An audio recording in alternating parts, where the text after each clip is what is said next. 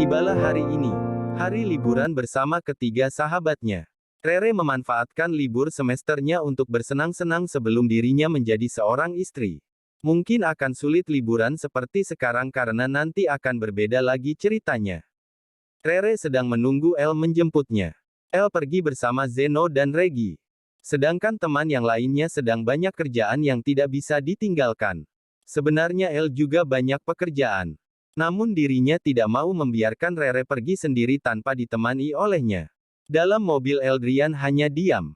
Berbeda dengan Zeno dan Regi yang terbilang sangat berisik dan rusuh. El tahu gak lo? Kemarin di grup gue kaget pas lo pelukan sama cewek. Sumpah. Ucap Zeno tiba-tiba. Si Jevin dasar. Kalau gue gak butuh dia. Udah gue tendang dari perusahaan. Masalahnya Bira yang lihat chat itu. Mana lo bilang punya gue kecil? Jatuhin gue banget lo Zen. Hahaha. Ya sorry. Gue kira lo yang pegang HP. Tapi reaksi tunangan lo gimana? Ya ngakak dianya. Yang malu gue. Seketika Zeno dan Regi tertawa kencang dalam mobil. Supir El pun ikut tertawa namun tak kencang seperti kedua sahabatnya. Zeno dan Regi duduk di kursi paling belakang. Sedangkan El duduk di kursi tengah dan akan duduk di sana bersama Rere. Sesampainya di rumah Rere, El segera turun dan menghampiri Rere yang sedang menunggunya di dalam rumah. Dan diikuti Zeno dan Regi yang mengikuti El masuk ke rumah Rere. Di balik jendela rumahnya, Rere melihat mobil El terparkir tepat di halamannya. Ia melihat El keluar dari mobil dan diikuti oleh dua orang laki-laki yang baru ia kenal. El sama siapa Re? Tanya Mami yang tiba-tiba duduk di sofa. Rere gak tahu Mam. Kayaknya temennya deh. Temennya El ganteng semua kayaknya Mam. Hati-hati kepincut. Kamu udah punya El. Rere cuma ngomong ganteng loh Mam bukan suka sama mereka. Ya kali aja. Ting nong. Suara bel pintu. Mami Rere pergi ke arah pintu dan membukanya.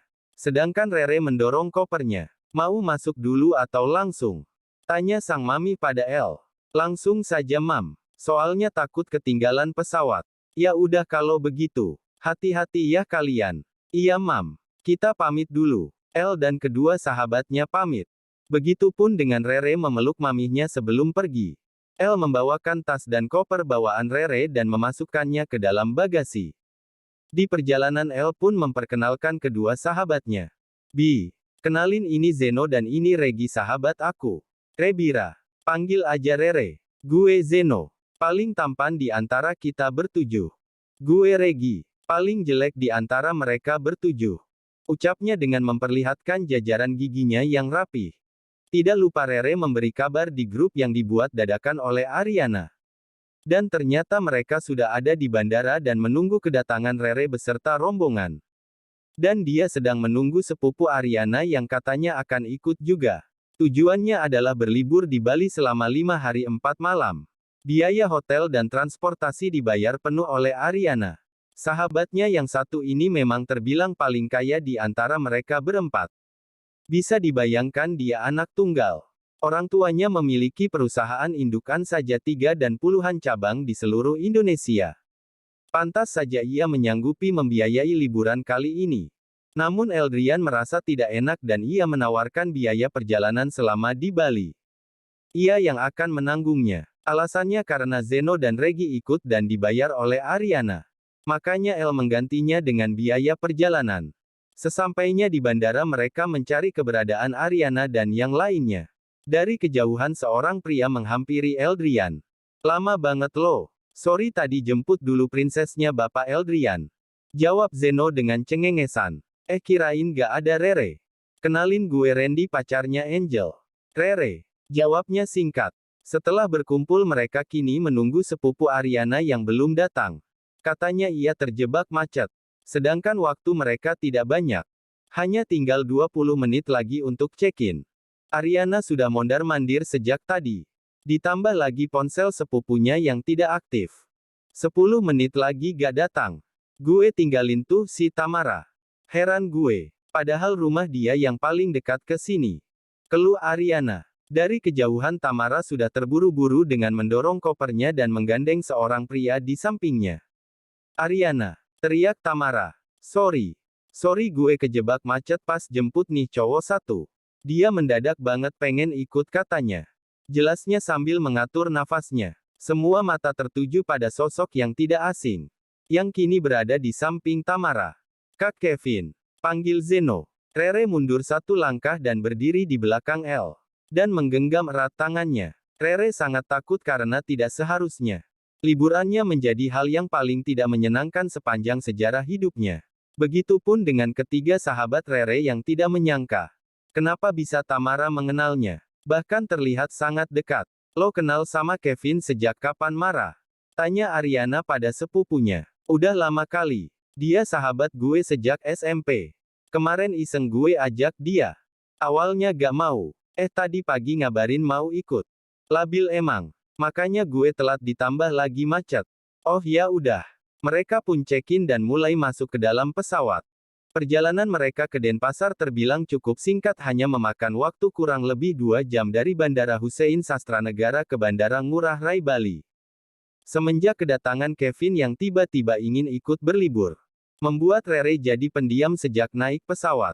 Ia menyenderkan kepalanya di pundak El dan memejamkan matanya. Berharap ia bisa tertidur selama perjalanan. Tapi nyatanya ia malah tak bisa tidur dan malah gelisah saat ini. Eldrian menyadari perubahan mimik wajah Rere menjadi datar tak seantusias tadi.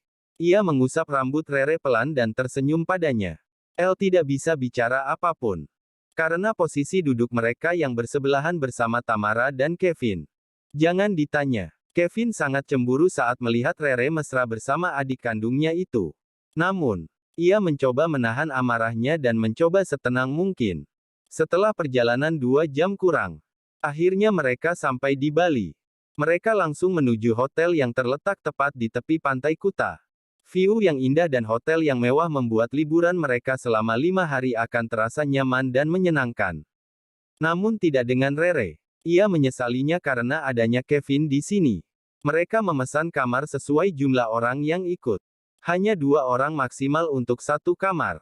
Rere dan Angel, Ariana dan Adelia, Tamara sendiri. Kevin pun sendiri. Begitupun dengan Eldrian. Ia sekamar dengan Zeno dan Randy dengan Reggie. Kamar mereka tentu bersebelahan.